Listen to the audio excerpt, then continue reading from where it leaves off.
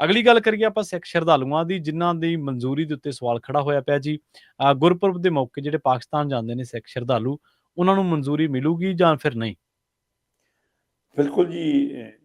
ਪਹਿਲੀ ਪਾਤਸ਼ਾਹੀ ਸ਼੍ਰੀ ਗੁਰੂ ਨਾਨਕ ਦੇਵ ਜੀ ਦੇ ਪ੍ਰਕਾਸ਼ ਪੁਰਬ ਦੇ ਸੰਬੰਧ ਦੇ ਵਿੱਚ ਹਾਂਜੀ। ਐਸਜੀਪੀਸੀ ਨੇ ਸਿੱਖ ਸ਼ਰਧਾਲੂਆਂ ਨੂੰ ਪਾਸਪੋਰਟ ਮੰਗੇ ਨੇ ਕਿ ਜਿਹੜੇ ਜਾਣਾ ਚਾਹੁੰਦੇ ਨੇ ਉਹ ਆਪਣੇ ਪਾਸਪੋਰਟ ਦੇਣ।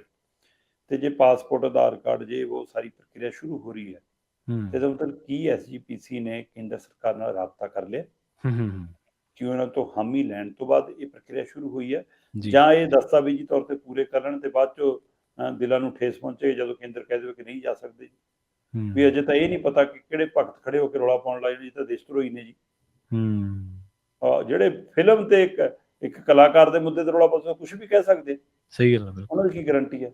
ਪਰ ਮੇਰੇ ਧਿਆਨ ਚ ਹੈ ਕਿ ਜਦੋਂ ਪਹਿਲਗਾਮ ਹਮਲਾ ਹੋਇਆ ਸੀ, ਹੈ ਨਾ, ਉਹ ਤੋਂ ਪਹਿਲਾਂ ਪੁਲਵਾਮਾ ਹਮਲਾ ਸੀਗਾ। ਹਾਂਜੀ ਹਾਂਜੀ, ਪੁਲਵਾਮਾ। ਜਦੋਂ ਪੁਲਵਾਮਾ ਹਮਲਾ ਹੋਇਆ ਸੀ ਤਾਂ ਉਸ ਸਮੇਂ ਦੇ ਦਰਮਿਆਨ ਵੀ ਇਹ ਰੋਕਾਂ ਬਹੁਤ ਸਖਤ ਸੀ।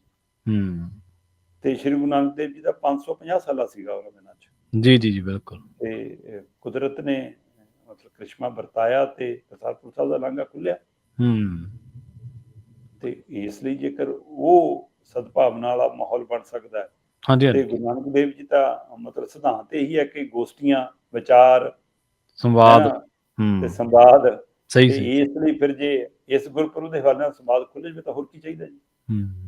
ਦੇਖੋ, ਜੋ ਮਰਜ਼ੀ ਹੋਵੇ, ਜਿਹੜਾ ਨਾਨਕ ਨਾਮ ਲੇਵਾ ਨਾ ਜੀ, ਉਹ ਵਿਅਕਤੀ ਦੇ ਮਨ 'ਚ ਇੱਕ ਸ਼ਰਧਾ ਰਹਿੰਦੀ ਹੈ ਕਿ ਮੈਂ ਘੱਟੋ ਘੱਟ ਉਸ ਭੋਈ ਨੂੰ ਨਤਮਸਤਕ ਹੋ ਕੇ ਆਵਾਂ ਜਿੱਥੇ ਉਹਨਾਂ ਦਾ ਜਨਮ ਹੋਇਆ। ਸਹੀ ਸੀ, ਬਿਲਕੁਲ। ਮੇਰੇ ਅੱਜ ਵੀ ਧਿਆਨ 'ਚ ਹੈ 550 ਸਾਲਾਂ ਦੇ ਮੌਕੇ ਡੇਰਾ ਬਾਬਾ ਨਾਨਕ ਵਿਖੇ ਨਾ ਉਹ ਦਿਹਾੜਾ ਮਨਾਏ ਗਏ ਸੀਗੇ, ਤੇ ਰਾਸ਼ਟਰੀ ਕਵੀ ਦਰਬਾਰ ਦੇ ਆਯੋਜਨ ਸੀਗੇ, ਜਿਸ 'ਚ ਮੈਨੂੰ ਵੀ ਜਾਣ ਦਾ ਮੌਕਾ ਮਿਲਿਆ ਸੀ। ਜੀ ਜੀ। ਉੱਥੇ ਸੁਖਜਿੰਦਰ ਰੰਧਾਵਾ ਹੋਰਾਂ ਨੇ ਗੱਲ ਸੁਣਾਈ।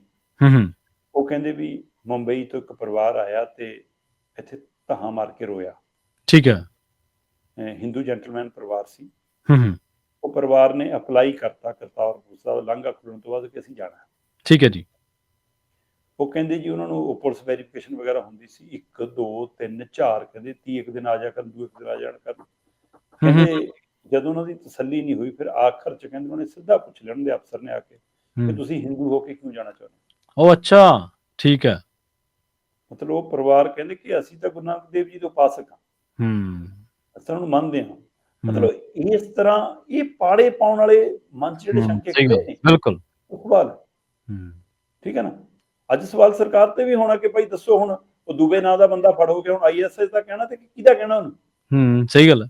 ਜਿਹੜਾ ਦਰਬਾਰ ਸਾਹਿਬ ਅਜੇ ਤਾਂ ਜਦ ਕਿ ਮੈਂ ਉਹਨੂੰ ਸਿਰਫ ਟੂਲ ਮੰਨਦਾ, ਕਿ ਉਹ ਤਾਂ ਇੱਕ ਟੂਲ ਹੈ। ਅਸਲੀ ਤੱਕ ਤਾਂ ਪਹੁੰਚੋ ਕਿ ਪਿੱਛੇ ਸ਼ਰਾਰਤ ਕੌਣ ਹੈ, ਕਿਹਦੀ ਸਾਜ਼ਿਸ਼ ਹੈ, ਰਾਜਨੀਤਿਕ ਸਾਜ਼ਿਸ਼ ਹੈ ਕਿ ਧਾਰਮਿਕ ਸਾਜ਼ਿਸ਼ ਹੈ ਨਾ। ਸੋ ਇਸ ਲਈ ਮਤਲਬ ਕਿ ਪ੍ਰਕਾਸ਼ ਪੁਰਬ ਦੇ ਲਈ ਇਹ ਅਪੀਲ ਜਾਂ ਇਹ ਤਿਆਰੀ ਤੋਂ ਬਾਅਦ ਸਾਰੀਆਂ ਨਜ਼ਰਾਂ ਭਾਰਤ ਸਰਕਾਰ ਤੇ ਨੇ। ਜ਼ਿੰਮੇਵਾਰੀ ਉਹਦੀ ਬਣਦੀ ਹੈ ਕਿ ਉਹਦੇ ਵਿੱਚ ਕੀ ਰੋਲ ਨਿਭਾਉਂਦਾ, ਉਹ ਦੇਖਣ ਵਾਲੀ ਗੱਲ।